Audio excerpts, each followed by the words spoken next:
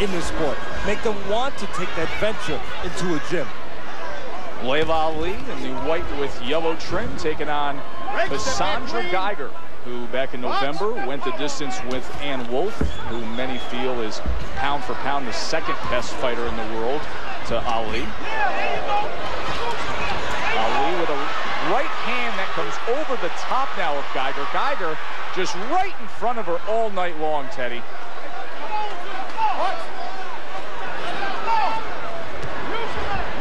Swelling around the left eye, initially caused by a clash of heads, but now the right hand from Ali is starting to do more damage, and now you can see some swelling even around the right eye of Casandra Geiggar. Geiggar fighting with the philosophy that she'll break you down by making your hands sore from hitting her. Again, if Ali has no problem finding Geiggar with the jab, no problem finding her with the right hand behind the jab, if she would put together a good solid left hook behind those two punches, she may be able to get the kind of ending that she would like to have in her building tonight. Right hand comes in. As we said early, not a competitive match. No surprise. Geiggar had lost 3 straight. Former tough woman competitor, very smart person, 2 degrees from the University of Arkansas, but she's smart enough to know that she needed an earlier start to be a more accomplished pro boxer. She admitted that yesterday. For the sake of Geiggar, I'd like to see that left hook come. To play professional volleyball, you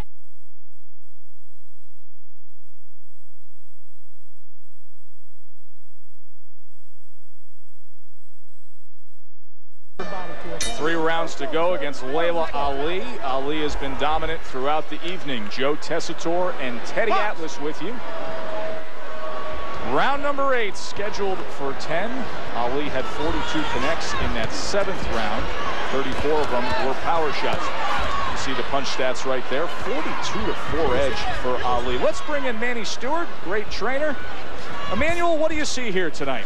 Well, I see Laila is having a little difficulty with the girl that she's fighting, because the girl is physically bigger than most of the girls that Laila normally fights. Laila normally overpowers her opponent. She fights just the opposite of her dad. And then this fighter here that she's fighting now, she's just covering up, trying to smother Laila, not giving her much room, and Layla's not comfortable because she's not used to having someone physically strong like that, who's, even though the girl is not a great fighter, she's smothering a lot of Layla's punches.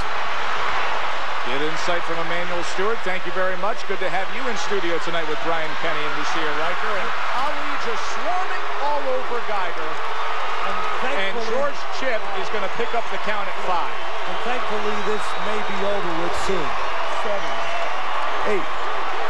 Now it's up to the referee who's there to protect the fighter, and he does just that, what I was hoping he would do. And I think that he got a little suggestion and a little bit of cooperation when he talked to Geiggar, that's what Geiggar wanted, the night to be over. So Laila Ali comes out strong in the 8th round, scores the TKO win, was in control the entire evening against Casandra Geiggar. Nothing complicated. No, it was pretty much as expected. And you know, Teddy, you really did a good job of setting up the fight with your #1 tip on the fight plan of saying, listen, Geiggar needs to get lucky. Throw those punches and get lucky. She never cashed that lotto ticket. She never bought it. That's true. The dollar and the dream was simply a dream. So let's recap what happened here in our main event, Teddy. Pretty much the same throughout. Earlier this evening, Laila able to get her punches off. Somebody told Geiggar a long time ago that it was illegal to move your head. And he shouldn't have told her that. She walked straight in, very game, a big woman. She was able to absorb, but nobody can absorb all night long. Nothing fancy. Ali gives herself room, steps back, and invites Geiggar in, and then fills the spots by just moving the hands. So Laila Ali comes to Atlanta for the second straight time and comes out the victor. 17th career knockout. She was 253 of 539 on her total punches. Had a power connect advantage of 190 to 22.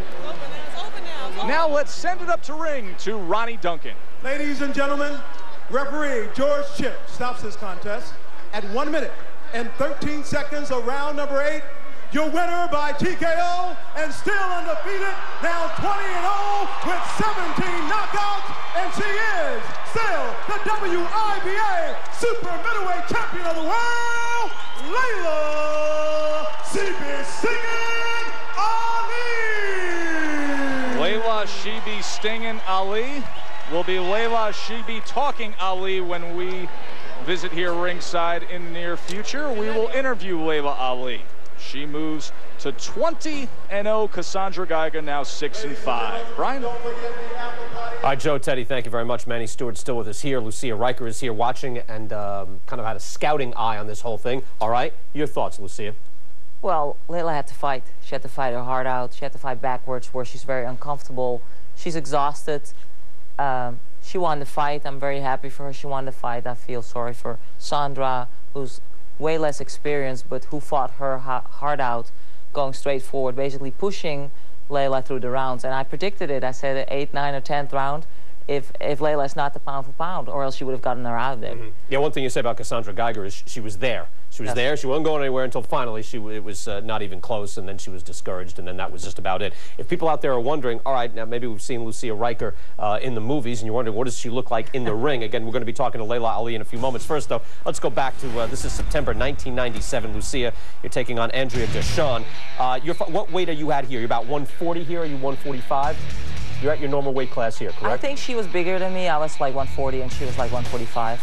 Okay, this the end. TKO in the 3rd round. Get a better look here. Carla Witherspoon, some of your combinations. This is in 2002. What do you remember from this fight? It was a tune-up, and that means that you have somebody that's not in your league just to get your ring generalship back and to just let your punches go. In 2003, you fought a world-class fighter in Jane Couch. All right, this one, you got some real rounds in. What are your thoughts in this fight? What did you learn from this fight? What I learned from this fight?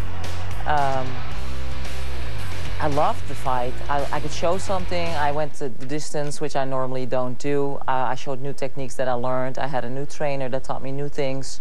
I showed everything that we worked on in the gym. I worked on and showed in the fight.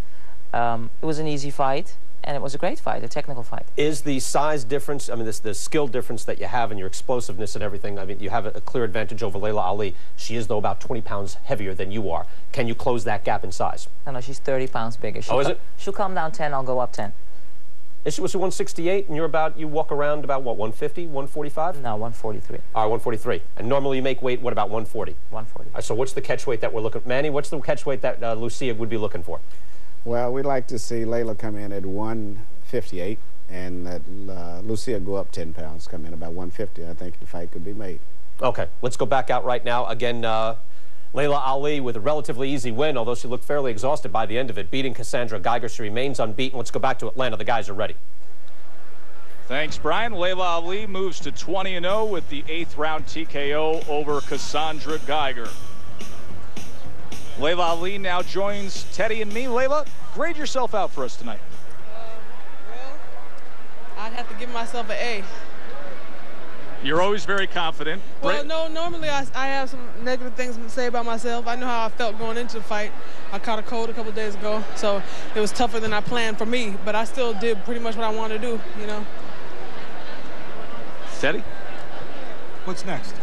What's next? Well, Letitia Robinson, I don't know, did you guys have a fight on ESPN? Yes, we sure did. She had a great, she scored a knockout. It was a great hook on the chin.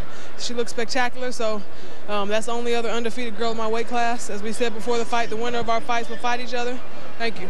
So, you know, it's on. Laila, what of all the criticism of making a fight with Ann Wolfe?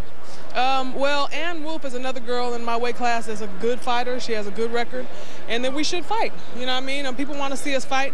That's what fighting is about.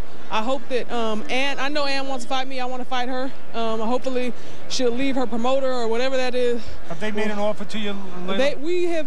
My husband had her signed to a contract at one point. We put her on my undercard to promote a fight between us, but then a bunch of BS started happening. So basically what she needs to do is leave her management or whatever if she wants to make this fight happen, because if she stays with them, her career ain't going to go nowhere. Because they called us up, just to be straight, they called us up and said that $500,000 was offered to you for the fight. You know what? It's not even about the money. First of all, wait. Let me, no. Let me just say that's not true. You can't believe. Was a liar. You can't say nothing. Go ahead, let her husband. You want to answer? No, I want to answer.